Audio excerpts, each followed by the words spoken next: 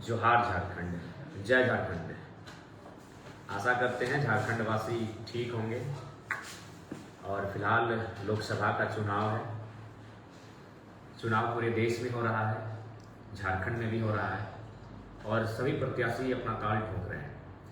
तो इसी चुनावी समर के बीच जहां दो बड़ी बड़ी गठबंधन चुनाव लड़ रहे हैं, झारखंड के युवा एक नई राजनीतिक विचारधारा के साथ राजनीति में अपने आप को स्थापित करने का प्रयास कर रहे हैं और साथ ही साथ एक नए विजन के साथ चलने का प्रयास कर रहे हैं।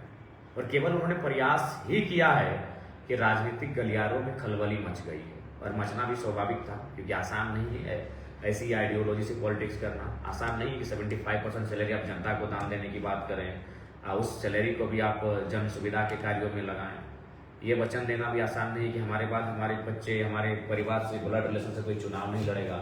अब तक लोगों ने लोकतंत्र को राजतंत्र बना के रखा है, तो इस घोषणा से भी लोगों में कहीं ना कहीं वाह की स्थिति है, हालत उनकी खराब हो चली है कि लड़का नया नया कैसा कैसा आइडिया लेके आ रहा है। तो कुल मिलाकर गिरिडीह लोकसभा पूरे झारखंड के वासी निहार रहे हैं। गिरिडीह लोकसभा की ओर तमाम यूथ भी निगाहें डालकर बैठे हैं, वहां का रिजल्ट क्या होगा। गिरिडीह लोकसभा का रिजल्ट तमाम युवाओं के सपनों को साकार करने का कार्य करेगा, युवाओं के सपनों का उड़ान देने का कार्य करेगा जो राजनीति में आना चाहते हैं। पूरे झारखंड के युवा और सभी गिरिडीह लोकसभा की ओर देख रहे हैं, निश्चय गिरिडीह लोकसभा बदलाव की ओर तैयार है। इसी बीच लगातार हम लोग संघर्ष कर रहे हैं, मीडिया के माध्यम से आपके बीच अप टू डेट है कि हम लोग कब क्या कर रहे हैं मालूम है। 5 बजे सोते हैं, फिर 8 बजे उठकर निकल जाते हैं। 3 घंटा सोना। आज 2 दिन कंटिन्यू ईमानदारी से कह रहे हैं खाना नहीं खाए हैं। कल 3 केला खाए थे, आज 2 सेव खाए हुए हैं। तो हम लोग लगातार संघर्ष कर रहे हैं और बदले विपक्ष के लोग क्या कर रहे हैं, साजिशें कर रहे हैं। पहला उन्होंने साजिश क्या किया, चूंकि इस गिरिडीह लोकसभा में सभी वर्ग हमारे साथ हो चले हैं, सभी वर्ग के लोग लगातार चंदा दे रहे हैं। तो जो लोग चंदा दे रहे हैं वोट तो जाहिर सी बात देंगे ही देंगे। तो लेकिन एक जो मेजर वोटर होता है, अल्पसंख्यक वोट की बात आती है, तो मेजर एक बहुत ही मेजोरिटी आबादी उनकी आबादी है। अब उस सोसाइटी को लोग लगातार दिग्भ्रमित करने का प्रयास किए। सबसे पहले उन्होंने क्या कहा कि अगर बाबू जयराम बाबू जीत जाते हैं तो वो एनडीए में चले जाएंगे, इधर चले जाएंगे, उधर चले जाएंगे। जब हमने स्पष्ट उत्तर दिया कि हम लोग कहीं नहीं जाने वाले, जाना होता तो 13 केस है मेरा, 13 वो FIR है, जंगल जंगल भटक रहे हैं, गांव गांव भटक रहे हैं, किसी की शरण में चले जाते हैं, केस से छुटकारा पा जाते हैं। तो जब हमने इस सवाल का उत्तर दिया कि हम लोग कहीं नहीं जाने वाले हैं, खुद की पार्टी बन रही है, हमारी खुद का छाप होगा और अपने आइडियोलॉजी से हम लोग आने वाले दिन विधानसभा के चुनाव भी लड़ेंगे। तो जब इस बात को लोगों ने स्वीकार कर लिया तो फिर नए तरह के हथकंडे अपनाने लगे। इसी बीच कुछ ऑडियो कॉल भी सामने आए हैं जिसमें हमारे इखलाकदा बैठे हैं और इखलाकदा के मैंने हमारे संगठन में होकर इखलाकदा का समर्थन नहीं करने की बात, इस तरह की बातें आई। तो देखिए स्पष्ट कहेंगे, इखलाकदा बगल में बैठे हैं, इनको नॉमिनेट मैंने घोषणा करने से लगभग 10-15 दिन पहले नावाडी बुलाए थे और वो नावाडी जहाँ बुलाए थे वहाँ इनको यही बात कह रहे थे कि इखलाकदा धनबाद लोकसभा से आप लड़ने की तैयारी कीजिए। और हमने इनको कहा था कि जैसे ही आपके नाम की घोषणा करेंगे मेरा हाथ जल जाएगा। हाथ जल जाने का तात्पर्य है कि हमको आलोचना झेलना होगा, हमको अपने लोगों का ही विरोध का सामना करना होगा।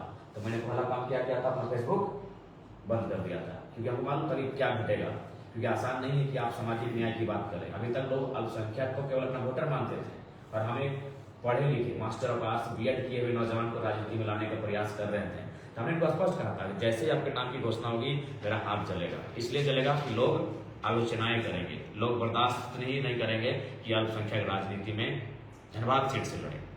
तो जब वहां हुआ तो मैंने इनको स्पष्ट कहा था कि लगभग हमारे संगठन में ही 10 लोग हैं जो धनबाद लोकसभा लड़ना चाहते हैं, यानी बाकी जो 9 हैं उनसे हम सभी को आलोचनाएं सहनी होगी। और हम पर तो इतना प्रेशर बना, लास्ट में फरजान खान ने भी हमसे कहा कि भैया डिसीजन को बदल दीजिए, आप किसी को दे दीजिए टिकट, लेकिन डिसीजन को बदलिए। हमने कहा नहीं, जब इखलाकदा मैदान में आ चुके हैं, हमने एक अति पिछड़े समाज के बेटे को मौका दिया है, तो कहीं ना कहीं अब यहाँ से कुछ नहीं होगा, उनके साथ में डटकर खड़ा होना चाहिए।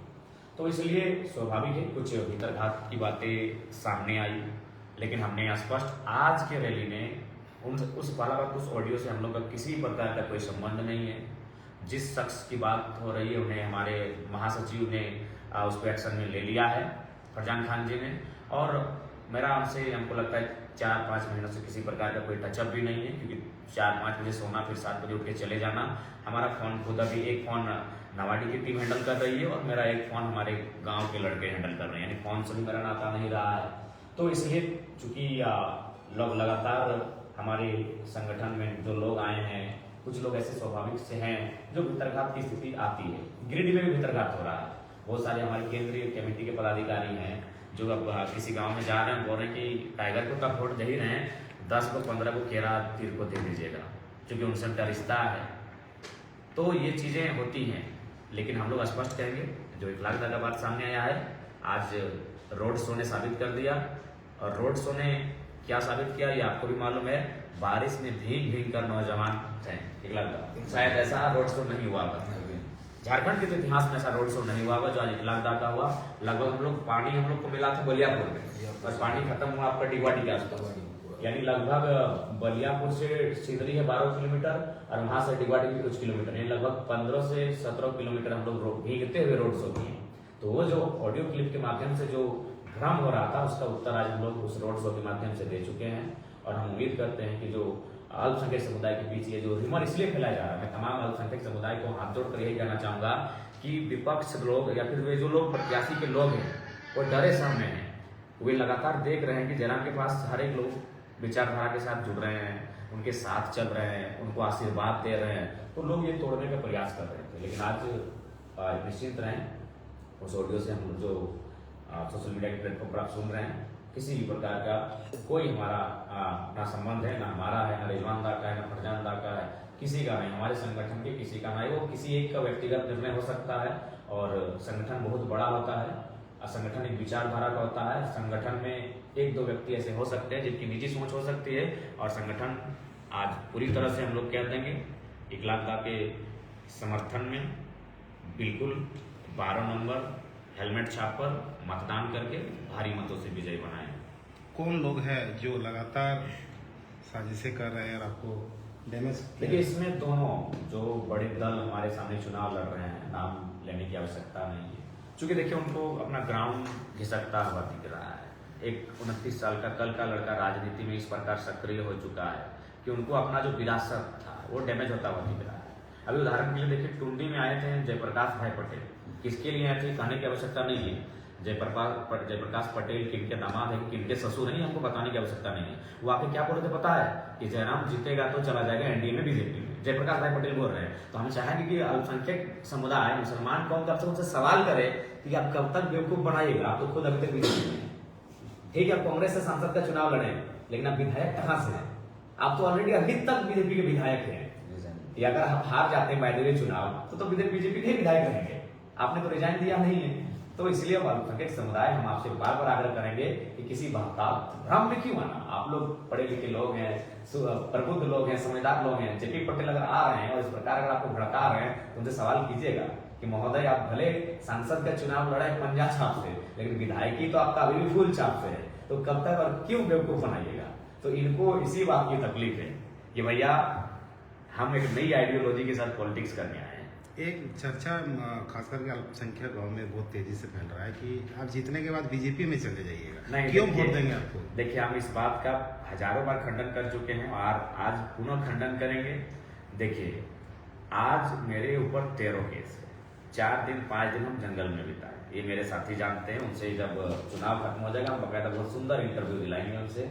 4 दिन 5 दिन हम नदी के किनारे, जंगल में, वन में रह के बिताए, यानी कितना परेशानी में, कितना दुविधा में, पूरा सिस्टम लगा था हमारे पीछे।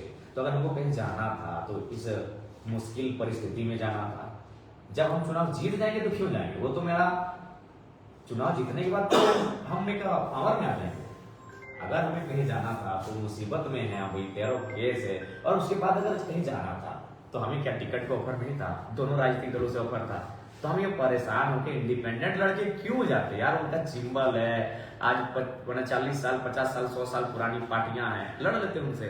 तो ये भ्रम है। हम लोग जीतने के बाद कहीं नहीं जाने वाले हैं। झारखंड राज्य में जो विधानसभा का चुनाव होगा वहां मजबूती के साथ लड़ेंगे और अपने पार्टी और अपने सिंबल से। बीजेपी में नहीं जाएंगे, किस तरह से लोगों का दिल जीतिएगा? मन कंफ्यूज है। मतलब देखिए, आइडियोलॉजी पहला बात है, जो वर्तमान उनकी आइडियोलॉजी है वो कैपिटलिज्म को लेकर है, और हम एक फार्मर का बेटा है। और लगातार हम जमीन की बात करते हैं और वो लगातार जमीन अधिग्रहण की बात करते हैं, तो आइडियोलॉजी से कभी कोई हट नहीं सकता है। हमारी आइडियोलॉजी जो महत्वपूर्ण है वो है जमीन को लेकर। मतलब जनता को भी लग रहा है कि आप चुनाव जीत रहे, तभी ना बोला जा रहा है आप कि बिल्कुल चुनाव बीजेपी में आप चले जाइए। बिल्कुल चुनाव हम जीत रहे हैं और स्पष्ट है, हम जहां से जीत के जाएंगे वहीं रहेंगे। मैं अपने खुद के दल से जीत के जाऊंगा।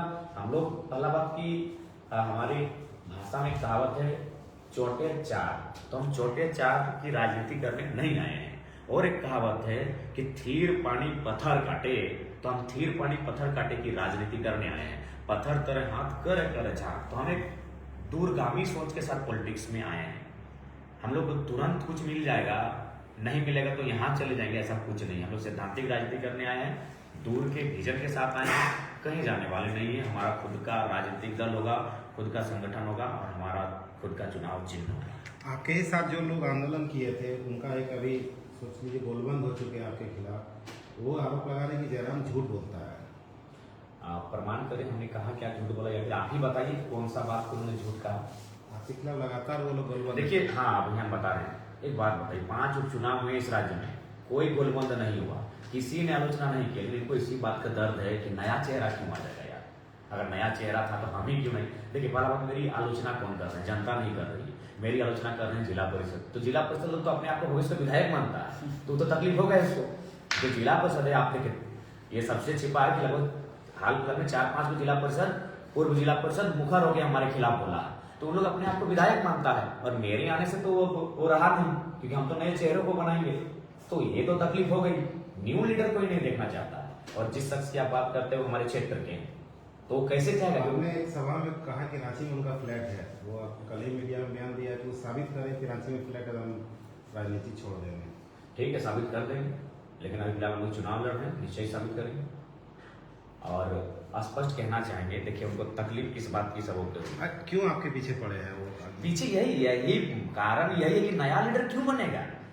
अरे वो होता है उन्हें, वो अंदर से वो ईर्ष्या वाली फीलिंग कि भाई नया लड़का क्यों। अच्छा एक बात बताइए, कल को अगर मथुरा महतो का बेटा विधायक बन जाएगा, रविंद्र पांडे जी के बेटा विधायक बनते बनते मतलब सेकंड में रह गए, कल को जगन्नाथ बाबू के बेटे विधायक बन जाएंगे, क्या ये लोग गोलबंद होंगे? नहीं होंगे, क्योंकि माइंडसेट है कि उसका बेटा बने, कोई दिक्कत नहीं है। लेकिन ये नया लड़का बन रहा है, ये नया लड़का नहीं बनना चाहिए। अगर वो बनेगा तो हम क्यों नहीं बनेंगे। यहाँ ये माइंडसेट हो रहा है, ये भाव झलक रहा है। बोल तो रहे कि अगर नेता का बेटा नेता बन जाएगा कोई दिक्कत नहीं। अभी देखिए अनुपमा मैडम लॉन्च हो गई, किसी को दिक्कत नहीं हुआ, ना कहीं गोलबंदी हुआ, ना किसी ने मीडिया में बयान दिया। लेकिन जयराम महतो अभी कदम रखा ही है कि हालत खराब है। तो ये एक 3 इडियट की कहानी, इंसान की जो अंदर की एक फीलिंग होती है। कुछ सवाल करे, राज पटेल के अभी भी जेबी केसेस में है, जो दुल्लू महतो के लिए वोट मांगे। देखिए नहीं, उनसे हमारा कोई वास्ता नहीं रहा, वो अपना स्वतंत्र है। देखिए हम तो पहले ही बोलेंगे कि हर एक दल में भितरघात चुनाव में हो जाते हैं, लेकिन हमारा दल अभी नया है। तो क्या वो भी टिकट के दावेदार थे? नहीं, हाँ टिकट के दावेदार थे, टिकट के दावेदार में उनका भी नाम था। और हम तो इनको पहले बोले थे कि 10 लोग हैं, 9 लोग सीधे एकदम हम लोग को खुला। तो क्या इस वजह से आशीष महतो का भी मैंने आपके खिलाफ षड्यंत्र रच रहा है? देखिए कुछ और भी कारण हो सकता है, उनका अपना व्यक्तिगत कारण हो सकता है, कुछ भी हो सकता है। उनका इंटरव्यू खुद लेंगे, लेकिन हमारा उनसे उस ऑडियो से, उस बातचीत से किसी प्रकार का कोई संबंध नहीं है। कुछ लोग कह रहे हैं कि आप चुनाव जीतने के बाद अरविंद केजरीवाल की तरह बदल जाएंगे। देखिए हम लोग बदलने वाले नहीं है भैया, 12 को बीमारी ले ली, अगर बदलने का रहता तो कम से कम जान बचा के चलते। आज तो हम लोग कभी कैमरा से बाहर गए ही नहीं, आज 2 को सेव खाते हैं। बहुत झूठ बोलते हैं, यही बात तो बोल रहा है, बहुत झूठ बोलते हैं। कैसे झूठ बोलेंगे, पूरा दुनिया देख रही है, क्या झूठ बोलेंगे अखलाक के सामने कुछ ये। अच्छा ठीक है, उतना छोड़िए, आप क्या खाए? आज हम भी खाए, ये 2 खाए, हम तो 1 खाए। कोई किसी को जगह नहीं मिला। अरे भाई पूरा 4 विधानसभा घूमे हैं, कहाँ बिठना है? आप क्या खाए हैं? बस भाई हम लोग को सेव ला के दिया गया, उसमें 2 ला कर दिया। जैसे कि अभी कुछ लोग पूछ रहे थे आपसे कि आप जीतने के बाद बीजेपी में चले जाएंगे, वैसे ही फील्ड में कुछ लोग ऐसा भी बोलते हैं कि जीतने के बाद आप कांग्रेस में चले जाएंगे। उन लोग क्या आपके खिलाफ एक षड्यंत्र के तहत एक दूसरे से मिले हुए हैं? जैसे कि कुछ लोग ये भड़का रहे हैं कि वो कांग्रेस में चला जाएगा और कुछ लोग कह रहे हैं कि बीजेपी में चला जाएगा। इसके पीछे आप कुछ खंडन करना चाहेंगे? समाज में दो तरह के लोग हैं। ये बात सही है, लोगों का भ्रम का मायाजाल फैलाया जा रहा है। कुछ लोग तो ये भी कह रहे हैं कि जेएमएम से इसका नजदीकी है, इसके पिताजी जेएमएम के आंदोलन का मैंने उसी बैनर तले आंदोलन किए हैं। आप भी जेएमएम के लिए वोट मांगे? हाँ, ये सच्चाई है, लेकिन अभी तो हम लोग ऐसा कुछ नहीं है। हम लोग स्पष्ट कहना चाहेंगे कि हम लोग का राजनीतिक दल तैयार हो चुका है, हमारा रजिस्ट्रेशन लगभग प्रक्रिया अंतिम पैदान पर है। हम लोग का चुनाव चिन्ह और हम लोग लोकसभा में जीतते हैं तो यही जो छाप है हम प्रयास करेंगे जिस छाप से जीते, अगर 2-3 सीटें जीतते हैं तो समन्वय बना के एक छाप को इसी में से हम लोग तय करेंगे और हमारा खुद का पार्टी रहेगा, खुद का चुनाव चिन्ह रहेगा। विकास जी का एक बयान है कि मंचों में उनको आप भाषण नहीं देने देते थे, लीडर बनने नहीं दिया आपने। नहीं, ये गलत बात है, ये सरासर गलत बात है। वे लोग हमेशा, हम स्पष्ट कहना चाहेंगे, क्योंकि अगर हम उनके क्षेत्र के नहीं होते तो बड़े भाई आंदोलन में आते ही नहीं, वो इंटरेस्ट ही नहीं लेते, क्योंकि उनको लगा कि ये हमारे साथ जिला परिषद का चुनाव लड़ेंगे, इसीलिए वे इंटरेस्ट नहीं और हमारे साथ आंदोलन में आए। स्टूडेंट के लिए क्या काम कीजिएगा चुनाव जीतने के बाद? स्टूडेंट खास करके झारखंड में बेरोजगार का लंबा फौज तैयार हो गया है। देखिए, हम तो पहले कहेंगे कि देखिए हमारा जो प्रत्येक महीने का जो सैलरी आएगा उस सैलरी को भी हम लोग छोटे छोटे इन्वेस्ट करेंगे, छोटे छोटे उद्योगों में। ठीक है, मान के चलिए बहुत कम होगी उद्योग के माध्यम से, लेकिन लघु उद्योग होता है उससे भी, और हम लोग प्रयास करेंगे एक मंथ की सैलरी से कम 5 को लोगों को प्लान से रोके। हम चूंकि तो हम छोटा ही प्लानिंग रहेगा मेरा, अगर मान के चलिए हमारा पहला महीना का जो सैलरी तो उस सैलरी से हम कुछ ऐसा विकल्प लेके आएंगे या फिर कुछ ऐसा जगह इन्वेस्ट करेंगे कि कम से कम 5 जो नए नौजवान जो प्लान किए जा रहे हैं उसको रोक सके। कुछ लोगों का ये भी कहना कि जो लोग विश्वासघात कर रहे हैं, ऐसे लोगों से आप बचिए, ऐसे लोगों से दूर रहिए। क्यों नहीं आप क्यों नहीं समझ पा रहे? लगातार आप अपने ही लोगों के साजिश में शिकार हो जा रहे हैं। हाँ, महत्वाकांक्षा लेकर आए हैं, बहुत सारे लोग महत्वाकांक्षा लेकर आए हैं और मेरे नाम का बहुत सारे लोगों ने इस्तेमाल भी किया है, मेरे नाम को भुनाने का भी काम किया है। और हमने कहा बहुत दिल के सरल इंसान है, बहुत। मैंने आज जो भी आरोप प्रत्यारोप लग रहा है या जो साजिशें हो रही है, कहीं न कहीं आपके ही इर्द गिर्द के लोग की वजह से हो रहा है। जी, मेरे इर्द गिर्द के लोग वजह। देखिए, बात है कि नया राजनीतिक दल है, हमें खासकर हमारे फरजान बाबू गांव के बगल के बार बार बोलते हैं भैया वहाँ वो धोखा दे रहे हैं, वहाँ वो गलती कर रहे हैं, वहाँ वो मैंने गद्दारी हो रहा है आपके साथ, वहाँ आपके साथ ये हो रहा है। बोले खान साहब छोड़िए, इग्नोर कीजिए, नई पार्टी है, नए लोग हैं, क्या कर सकते हैं, अभी थोड़ा समय लगेगा, लेकिन समय के साथ ये लोग बदलेंगे। कभी कभी होता है, देखिए हम पहले हम कभी देखें कि गाड़ी में बैठे हैं, बेटा हम बात गाड़ी में डिस्कस किए, वो बात कोल्हान चला गया, कोल्हान से फिर हमको फोन आता है कि आप गाड़ी में बैठ के मेरे बार भैया बोले। अब बताइए, वहां से ये बात लीक हो जाता है। तो ये चीजें हैं कि मेरे साथ रहने वाले लोग भी कहीं ना कहीं तो कैसे आइडेंटिफाई कीजिएगा वो अपने लोगों की कि ये आपके विश्वास आइडेंटिफाई होते जाएंगे और समय के साथ सारी चीजें रिफ्रेश होती जाएंगी। बोकारो में पीजी कॉलेज नहीं कर रहे लोग, इसके क्या कीजिएगा? जी, हमारा तो रहेगा कि हमारा जो क्षेत्र है इसमें एक बढ़िया अस्पताल का डिमांड होगा, एक बढ़िया कॉलेज का डिमांड होगा और बाकायदा जो SNMCH है, हम चाहेंगे कि अपने फंड से उसको सुदृढ़ किया जाए। कुछ लोगों का कहना है कि आप सामाजिक न्याय का बात करते हैं, लेकिन जनरल को क्यों नहीं टिकट दिए? देखिए, हम बार बार कहेंगे जनरल को हम लोग गोड्डा प्रीफर किए थे, लेकिन कोई आएगा तब तो। हमारे जो जनरल साथी हैं उनको हमने कहा था कि आप एगो वहाँ से प्रत्याशी खोजिए। एक चीज़ हमारा छूट रहा है जनरल कैटेगरी का, और ये भी कहा था कि SC कैटेगरी छूट रहा है, गुलाम खोजिए, लेकिन समय हो चला और कोई तैयार करके नहीं दे पाए। तो निकट भविष्य में जो है चीज़ें वो दूर हो जाएंगी। आपके साथ जो अल्पसंख्यक के लोग हैं कई बार ऐसा होता है कि वो लोग कुछ अपने अल्पसंख्यक में टिप्पणी नहीं करते हैं। जैसे बार बार उन लोगों का कहना है कि आप हमेशा दूसरे कास्ट में ज़्यादा समय दिए, अल्पसंख्यक का ध्यान नहीं दिए। क्या ये सच्चाई है? नहीं, अल्पसंख्यक वर्ग की बात कीजिएगा तो आज हमको लगता है साये की तरह रिजवान भाई हमारे साथ चले हैं। जहाँ रिजवान नहीं रहे वहाँ फरजान हमारे साथ रहे हैं, ख्वाजा दारू कभी रहे हैं, इनामुल्ला रहे हैं, हमारे इलाके के प्रत्याशी। तो ये केवल आरोप है, हमारे साथ हमेशा चले हैं। हमको नहीं लगता है कि कोई ऐसा कार्यक्रम है जहाँ हम अकेले हों, रिजवान जी नाम, फरजान जी नाम। आप फरजान जी का बार बार नाम लेते हैं, आपको बहुत करीब माना जाता है, लेकिन उसको बाहर ही बोला जाता है, सिवान का ये निराधार आरोप है कि आप। ठीक है, चुनाव के बाद उनका हथियार के साथ हमारे पेज से ही हम लाइव करते हैं। अब अचानक एक बयान आपका आ रहा है कि मैं बाहरी भीतरी नहीं करता हूँ। उस बयान को आधार लिखा गया है। हमने ये कहा कि हमारी लड़ाई बाहरी भीतरी की नहीं है, हमारी लड़ाई झारखंडियत की है। तो जो बाहर के लोग हैं वो एक्सेप्ट कीजिए झारखंडियत। जिस प्रकार तमिलनाडु में हमारे लोग रहते हैं, खाते हैं, जिस प्रकार महाराष्ट्र में हमारे लोग रहते हैं, खाते हैं, आपका यहाँ स्वागत है।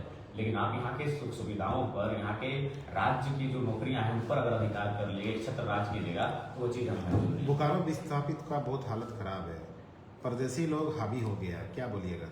देखिए सदन में जब हमारी उपस्थिति होगी तो कहीं ना कहीं विस्थापितों को बल मिलेगा और विस्थापितों के साथ हम स्टैंड करेंगे। जैसे कि लोग कहते हैं कि आप किसी एक जाति विशेष पे काम कर रहे हैं, ये आप पे आरोप है, लेकिन जैसे कि आपने 8 संसदीय चुनाव लड़ाया है, तो आपने अलग अलग सभी, जैसे कि पता है कि सभी जगहों पे अलग अलग आपने कास्टिज्म पे काम किया है, सभी संसद अलग अलग जाति वर्ग के हैं, तो इस पे आप क्या ऐसा कोई गेम खेले हैं सभी जाति को देकर, या आपका अपना ऐसा सोचना है? देखिए मेरा सोच है कि सामाजिक न्याय का मतलब वही है कि सबको अवसर देना। अगर उनको अवसर ही नहीं मिलेगा तो फिर कैसे आएंगे? अगर हम कास्टिज्म करने की बात करते हैं तो हजारीबाग में हम किसी कुर्मी को देते हैं, क्योंकि वहाँ जो मेरा मानते हैं वो कोयरी आबादी ज्यादा है, लेकिन कोयरी फील्ड में हमारा आंदोलन पहुंचा नहीं था और मैक्सिमम जो हमारा आंदोलन था वो कुर्मी फील्ड में था। और अगर हमारा जरा सा भी ऐसा सोच होता तो नहीं, हमने कहा नहीं भाई सबको सहयोग करना चाहिए, पढ़े लिखे उम्मीदवार हैं उनके साथ हम गए।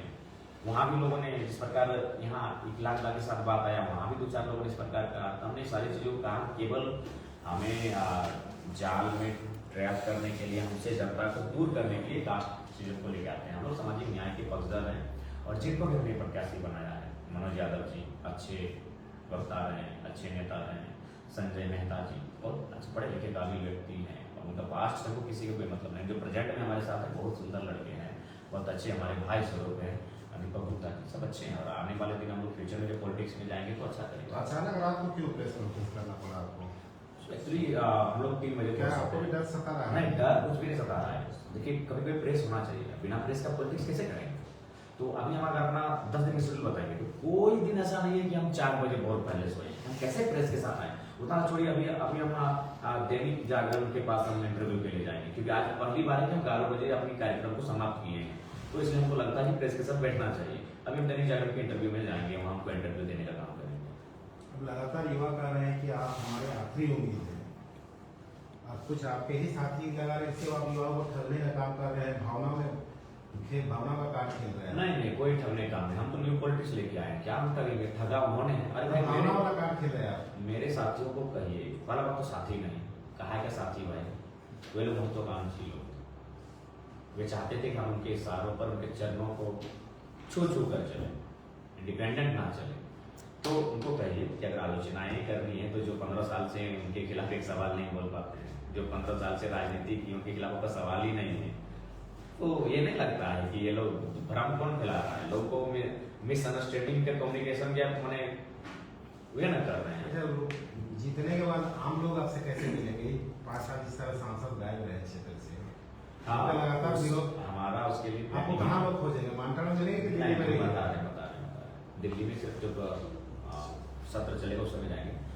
हमारा प्रखंड का हर एक प्रखंड में कार्यालय होगा और उस कार्यालय के इर्द गिर्द एक खूबसूरत सा जंगल या फिर खूबसूरत सा खुला मैदान खोजेंगे और सोशल मीडिया में जिस दिन वहाँ जाएंगे या फिर अपना शेड्यूल डाल देंगे एक सप्ताह का कि 1 तारीख को TAP हाई स्कूल ग्राउंड में, तो 2 तारीख को पुतरीगढ़ी परागनाथ के नीचे, तो 3 तारीख को मधुबन के अपोजिट साइड, और वहाँ जनता इतना से इतना समय। जयराम जी, कई क्षेत्रों में आप ही के क्षेत्र में रिपोर्टिंग कर रहा था, यहाँ जनता को इतना डराया धमकाया जा रहा है कि जयराम जी को वोट दीजिएगा तो आपका पेंशन बंद कर देंगे, राशन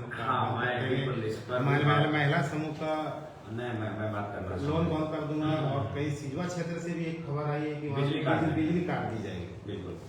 सबसे पहले ये राजगंज महिला समूह वाला मैटर राजगंज से आया कि राजगंज में है थोड़ा सा नेता, तो पहला बात तो राजगंज से जो दीदी लोग हैं किसी प्रकार का चावल राशन कोई बंद नहीं करेगा, वो केंद्र सरकार की योजना है।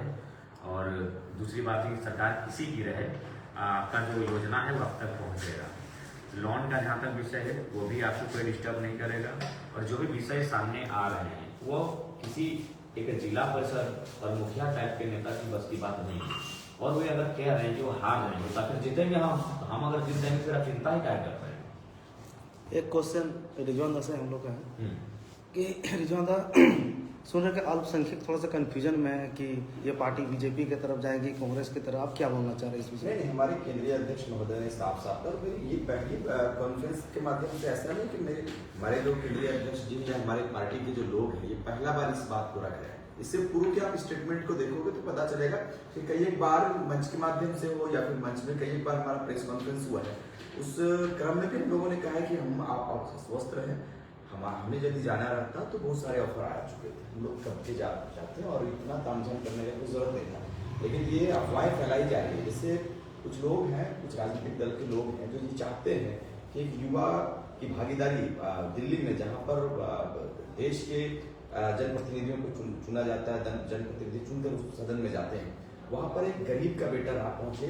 तो जब आप तो देखोगे कि दिल्ली का एक सर्वे भी हमने देखा है कि वहाँ पे भी अब बताने लगा कि गिरिडीह एक मैंने निर्दलीय प्रत्याशी जीत रहा है, ऐसा कुछ है स्टेट में। मैंने देखा जयराम जी, तो कहीं ना कहीं लगता है कि ये बड़ी साजिश है। तो मैं खास करके अल्पसंख्यक समुदाय जो जिस वर्ग से मैं आता हूँ उस वर्ग के तमाम लोगों से इस बात की अपील करता हूँ कि आप कृपया करके इन सब अफवाहों में ना पड़ें। एक गरीब का बेटा आया, बिल्कुल निस्वार्थ भाव से सारे लोग जुड़ रहे हैं। तो मैं अपील करना चाहूँगा कि आप भी ऐसे भ्रम में ना पड़ें। हम लोग कहीं जाने वाले नहीं हैं।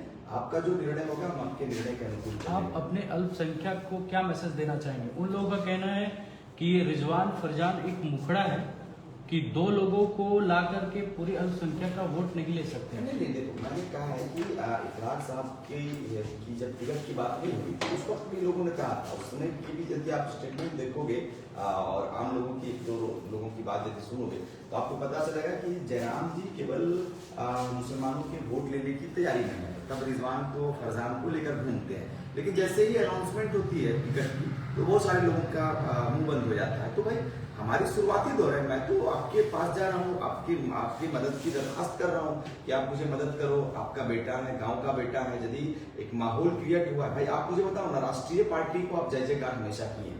मैं अभी मैंने हमारे कार्यक्रम में केंद्रीय अध्यक्ष महोदय ने साफ साफ कहा कि भाई आप दरी बिछाने का काम कर रहे हो, मैं स्थान देने का काम कर रहा हूँ, तो निर्णय आपको लेना है कि आपको क्या करना है। रिजवान जी, क्या लग रहा है आप लोग जीत के करीब हैं इसलिए इस तरह का गुमराह किया जा रहा है? बिल्कुल सर, मैंने कि आप लोग का वोट पड़ जाने से ये जीत जाएंगे? नहीं, बिल्कुल, ये क्षेत्रीय पार्टी तो हमारे अगल बगल भी नहीं है। हमने कहा कि हमने शुरुआती दौर में हमने सोचा कि कुछ ये लोग रहेंगे टक्कर में, लेकिन जैसे ही जन सैलाब दिखने लगा और जैसे ही हमारे रणनीति बनाने वाले जो रोडमैप बनाने लगे और जिस तरह का दौरा हमारे हर एक जाति वर्ग के लोगों ने चालू कर दिया, जैसे हमारे आदिवासी भाइयों ने भी अपनी कैंपनिंग गिरिडीह में किया है, हजारीबाग में किया है, तो ये एक बड़ा सा माहौल हम लोगों ने क्रिएट किया था। और हम लोग बिल्कुल ये नहीं कह सकते कि हम बहुत बड़े अनुभवी हैं। हमने एक शुरुआत किया है और उस शुरुआत के क्रम में हमने एक बेहतर रिजल्ट संजय भाई ने आपसे सवाल किया है कि सीसी और एनआरसी पर आपका क्या स्टैंड है? देखिए, हमने स्पष्ट कहा है कि जब हम लोग सेंटर पर जाएंगे, हम लोग एक लर्नर हैं।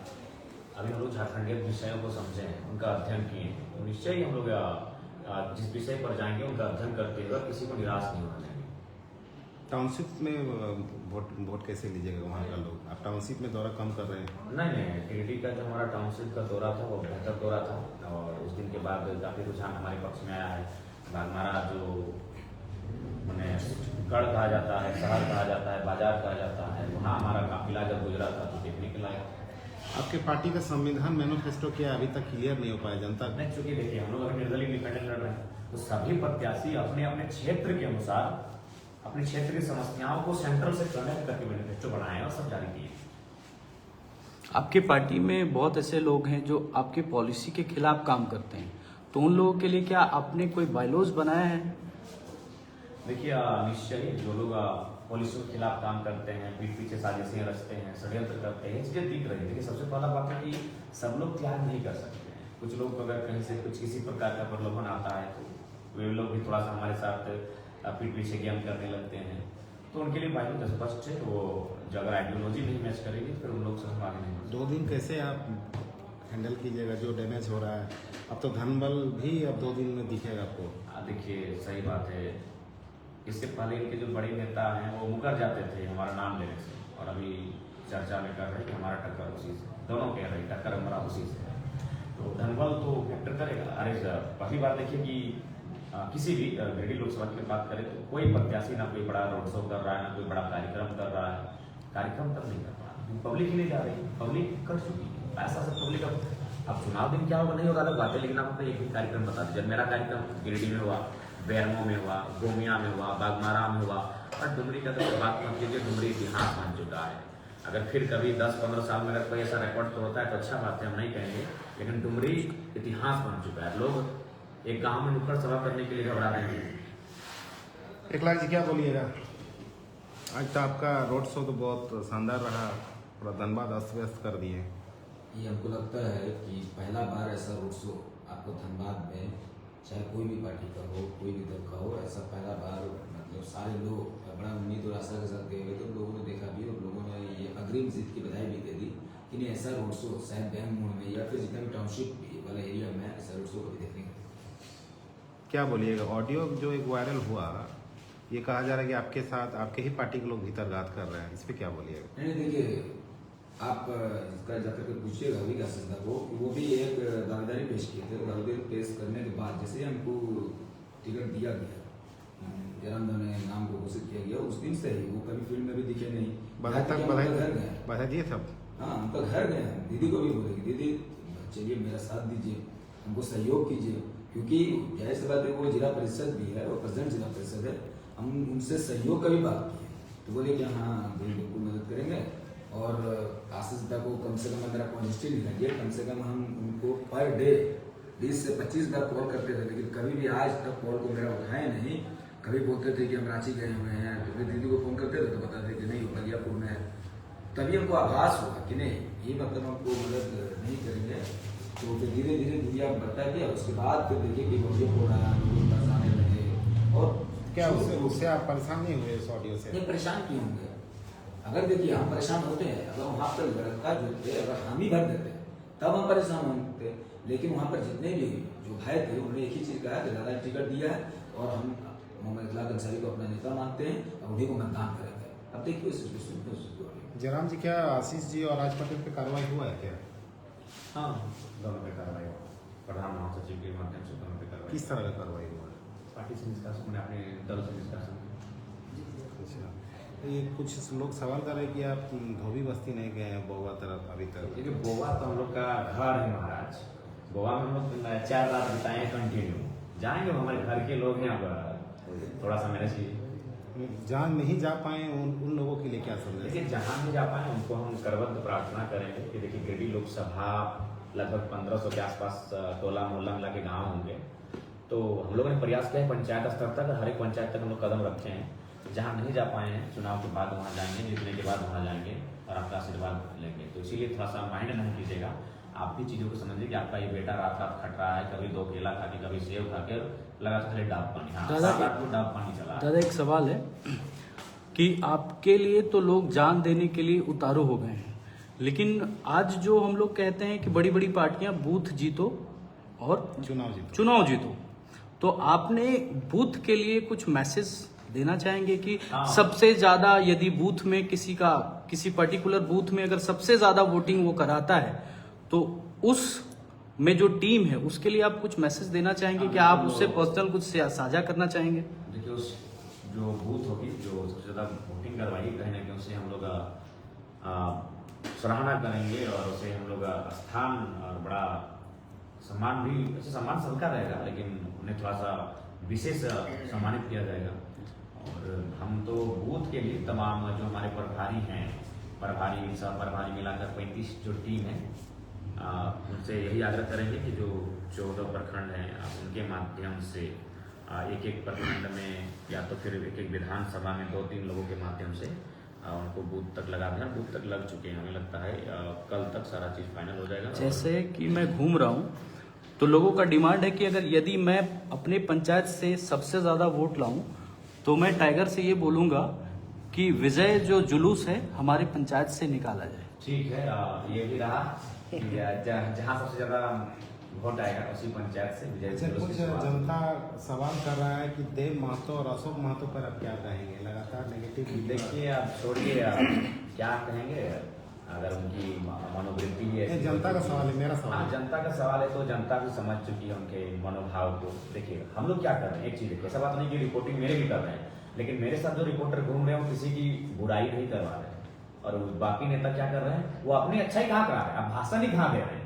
सीपी साहब एमपी साहब दोनों भाषण ही कहाँ दे रहे, श्री मोहतराम महतो श्री प्रताप चौधरी भाषण ही कहाँ दे रहे, वो उनके साथ तो रिपोर्टिंग करने वाले लोग हैं, वो हमारे खिलाफ लोग को दो खोज रहे हैं और हमारे लिए गालियां बकवा रहे हैं। और हमारे से ऐसा बात नहीं, यूट्यूबर हमारे साथ भी है, लेकिन वो केवल हमारे आइडियोलॉजी को शेयर कर रहे हैं, हमारी वीडियोज बना रहे हैं, हमारे भाषणों को बना रहे हैं। हम अपने पॉजिटिव चीज से चुनाव जीतना चाहते हैं, वे लोग हमारा नेगेटिव करवाना चाहते हैं। और हमारा नेगेटिव कैसे होगा भैया, हम अभी मुखिया नहीं बने। एक क्वेश्चन रिजवान आपसे फिर से करना चाह रहे हैं कि आप गिरिडीह लोकसभा के अल्पसंख्यक जो समाज है उनके लिए आप क्या मैसेज देना चाहते हैं, जो इस तरह का र्यूमर उड़ रहे हैं कि बोल रहे कि आपका पार्टी किसी दूसरे पार्टी से ये हो जाएंगे, मतलब मिल जाएंगे, इसके पीछे हम क्या मतलब संदेश देना चाहते हैं अल्पसंख्यक समाज को? नहीं, दरी बिछाने का काम अल्पसंख्यक नहीं करेगा, हिस्सेदारी पर बात होनी चाहिए। और हिस्सेदारी आप ये पता चल गया इस बार के लोकसभा चुनाव में राष्ट्रीय पार्टियों ने क्यों नहीं आपको हिस्सेदारी दी। आप भाई 14 लोकसभा में आपके पूर्वजों ने झंडा ढोया है, आपके पूर्वजों ने दरी बिछाया है, जय जयकार किया है, जिंदाबाद किया है। अब यदि नए पीढ़ी के लोगों ने ये निर्णय लिया है, नई पीढ़ी के लोगों ने ये प्रण लेते हुए कार्य करने का एक बड़ा सा कदम को उठाने का काम किया है, तो मुसलमानों से भी मैं अपील करूंगा, जिस समुदाय से मैं खुद आता हूं, मैं चाहूंगा कि भाई आप एक नए युग के साथ में जिस युग का आरंभ हो रहा है, तो मैं चाहूंगा कि इस ग्राम में आप अपने योगदान को देने का काम करें और मेरे मनोबल को बढ़ाएं। आप देख लीजिए इखलाक अंसारी साहब एक शिक्षित हम लोगों ने एक प्रत्याशी देने का काम किया है और हमारा एक बेहतर कदम को हमने बढ़ाने का प्रयास किया है। यदि आप हमारे मनोबल को तोड़ दोगे तो मैं पूरे चैनल के माध्यम से तमाम पत्रकार लोकतंत्र के चौथे स्तंभ के माध्यम से झारखंड वासियों को, गिरिडीह वासियों को ये अपील करना चाहूंगा कि भाई हम कल के बच्चे हैं, आपके घर परिवार से है, गांव के बच्चे हैं। यदि आप हमारे मनोबल को आज नहीं बढ़ाते हो तो भविष्य में राज्य के अंदर, राज्य के भीतर नौजवान की कभी भी जिम्मेदारी लेना नहीं स्वीकार करेंगे और ना कभी आगे आकर राज्य की और समाज के कर्तव्यों को निष्ठापूर्वक निर्वहन करने का प्रयास करेंगे, कभी नहीं चाहेंगे। इसलिए आपसे अपील है, आप तमाम चैनलों के माध्यम से अपील करना चाहेंगे तमाम समाज को, अपने विशेषकर मुस्लिम समुदाय को भी और झारखंड वासियों को भी, कि आप एक नए युग के और बढ़े हुए हैं, तो आप कृपया करके जयराम महतो जी का, हम तमाम क्रांतिकारी युवाओं का, बहनों का आप साथ दें और एक बेहतर झारखंड के निर्माण के लिए हमें आगे बढ़ने का एक आशीर्वाद देने का। मैं स्पेशली टाइगर जयराम महतो से सवाल करना चाहेंगे। लोगों को ऐसा मानना है कि टाइगर जयराम महतो किसी को लीडर नहीं बनाना चाहता है, वो सिर्फ 2-4 लोगों को लीडर बना के वो चुपचाप है, जबकि आने वाले विधानसभा में 81 विधानसभा है। देखिए ये भी एक भ्रम की स्थिति में लोग लाना चाहते हैं। आखिर लीडर बनाया किसने? आज 2 साल में जितना लीडर मैंने बनाया उतना किसी ने बनाया। आज रिजवान जी राज्य लेवल के लीडर है, अखलाक जी एक जिला, लगभग तो एक धनबाद जिला मानिए कम से कम 2-3 जिला, एक प्रमंडल लेवल के लीडर तैयार हुए हैं। तो लीडर तो लगातार रोज बन रहे हैं, रोज नए नए नेता हमारे टीम के माध्यम से, हमारी आइडियोलॉजी के माध्यम से बनकर तैयार हो रहे हैं। तो इसलिए वो केवल एक भ्रम की स्थिति है, लीडर हर कोई बनेगा या हर किसी को लीड करने का अवसर दिया जाएगा। झारखंड में सरकारी अस्पताल की हालत बहुत खराब है, कैसे सुधारिएगा? नेता तो कभी गलत में जाता नहीं, तो जितने के बाद क्या फिर वही दिशा पे चलेंगे? नहीं, हम लोग उस दिशा पर नहीं चलेंगे, हम लोग अच्छा काम करेंगे। किस तरह से अच्छा काम करेंगे? देखिए हम लोग पहले बार स्वीकार नहीं, हम लोग लड़ना है। जब अस्पताल का विषय आएगा तो जो शिक्षा जगत से जुड़े हुए बुद्धिजीवी उनसे कम से कम 2-3 दिन का डिस्कशन होगा। जो चीज़ें वे बताएंगे उनको डायरी में नोट किया जाएगा और उसके बाद इम्प्लीमेंट कैसे करेंगे उन चीज़ों पर चर्चा किया जाएगा और क्या नहीं काम करेंगे। जो कार्यकर्ता आपके लिए दिन रात अभी मेहनत कर रहे हैं उनको किस तरह से आप हौसला बढ़ाएंगे? क्योंकि वो लोग कह रहे हैं कि अब बोरा खुलने वाला है।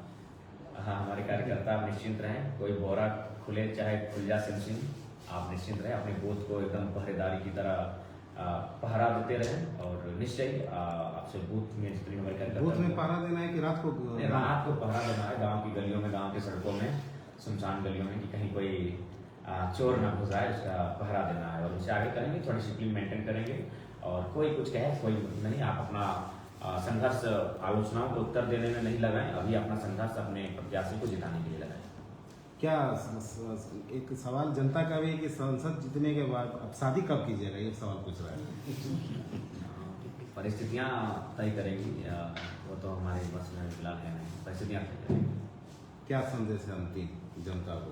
अंतिम संदेश यही होगा गिरिडीह लोकसभा के अंतर्गत आने वाले तमाम जनता को, मतदाताओं को, धनबाद लोकसभा के भी मतदाताओं को, कि जो भी प्रत्याशी आपके गांव आते हैं उनको आने दीजिए, स्वागत कीजिए, कुर्सी में बैठाइए, फूलों की माला कुछ पहनाइए। आपके जो कैडर है हुड़दंगबाजी भी कर रहे देखिए हैं। उसके लिए हम क्षमा चाहेंगे, हम अपनी ओर से उन प्रत्याशियों से भी क्षमा चाहेंगे। हमारे कार्यकर्ताओं ने अगर इस तरह का कुछ किया है तो हम क्षमा चाहेंगे। मैं सेंट्रल प्रेसिडेंट इस बात की नैतिक जिम्मेदारी लेता हूँ और अपने आप को दोषी मानता हूँ, मैं क्षमा चाहता हूँ। लेकिन मैं उनसे अपील करूँगा कि वे लोग आते हैं उनको आने दीजिए, गाँव में बैठने के लिए दीजिए, बकायदा पानी पिलाइए, फूल की माला चढ़ाइए, एक लड्डू खिलाइए और सवाल रखिए।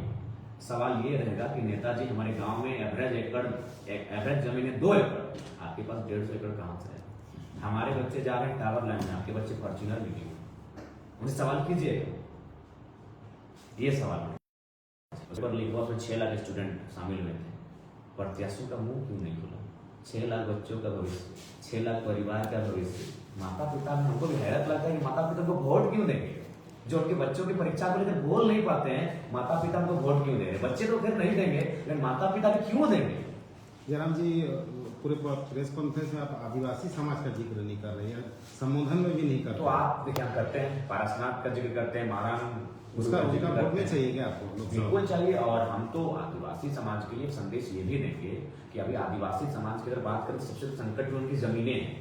आप मधुबन के क्षेत्र में चले जाइए, तीर्थखंड के क्षेत्र में चले जाइए, किस प्रकार कॉर्पोरेट उनके जमीनों को आज की नोटिस है, आपका जिला का जो कोर्ट है वहां से नोटिस दिए कि यह जमीन फलाना मांझी जी को वापस किया जाए, लेकिन वहां आज महल बन के तैयार है। तो उनकी जमीन की बात ये लोग कर नहीं पाएंगे सदन में, कि खुद ये लोग जमीन एक्वायर किए तो किस मुंह से बात रखेंगे? ये जो दोनों प्रत्याशी हैं उनके पास खुद एकड़ों जमीन है, वे लोग कैसे जमीन की लड़ाई में उनका साथ खड़ा हो पाएंगे? तो वहां अगर कोई खड़ा हो तो जयराम तो खड़ा हो।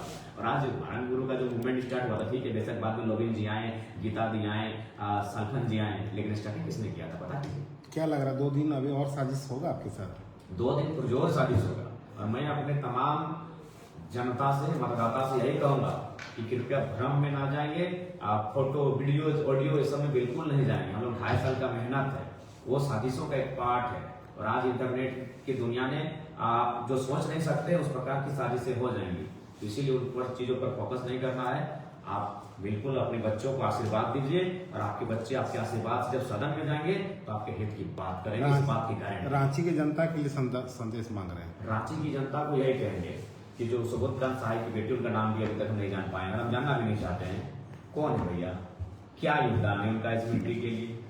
संजय सेठ जी कहाँ के हैं, क्या योगदान है झारखंड की मिट्टी में? लेकिन देवेंद्रनाथ महतो, उनके पूर्वजों का, उनके परिवार का इस मिट्टी में योगदान है। उनके पूर्वजों की जमीन है जीसी में, उनके पूर्वजों की जमीन हिंडाल्को में है, उनके पूर्वजों की जमीन टाटा जमशेदपुर में है। योगदान है उस शख्स का। रांची में सभा करने बोल रहा है। संभव नहीं है ना, कल तो प्रचार बंद हो जाएगा। अरे कोई बात नहीं है, हम लोग 2 साल से मेहनत किए हैं भैया, आप निश्चिंत रहिए। आज जयराम महतो की आइडियोलॉजी हमारे प्रत्याशियों को पॉजिटिव रखेगी, निश्चिंत रहिए। अगर संजय बाबू पॉजिटिव रहे ना, पेपर में नाम आया ना, त्रिकोणीय मुकाबले में बने ना, तो 2 साल में वहाँ मेहनत किया था, रगड़ के मेहनत किया था। मंडल से लीडर्स को कब मौका देंगे? कुछ मंडल भाई लोग भी देखिए, हमारे केंद्रीय प्रवक्ता ही मंडल समुदाय के बंधु हैं, सुशील मंडल जी, जो हमारे पार्टी का मैंने स्टेटमेंट ही जारी करते हैं, रखते हैं। ऐसा बात नहीं, सबको मौका मिलेगा। अनूप सिंह के बारे में कुछ नहीं बोल रहे हैं? बोल तो रहे हैं, तो दोनों के बारे में बोल। वो बोल रहे 108 का खतियान है हमरे को, 1908 का। ठीक है, दिखा दें। छोड़ नहीं बोलेंगे, बिल्कुल दिखा दें। बिल्कुल, चलिए, धन्यवाद। धन्यवाद सभी को। जोहार।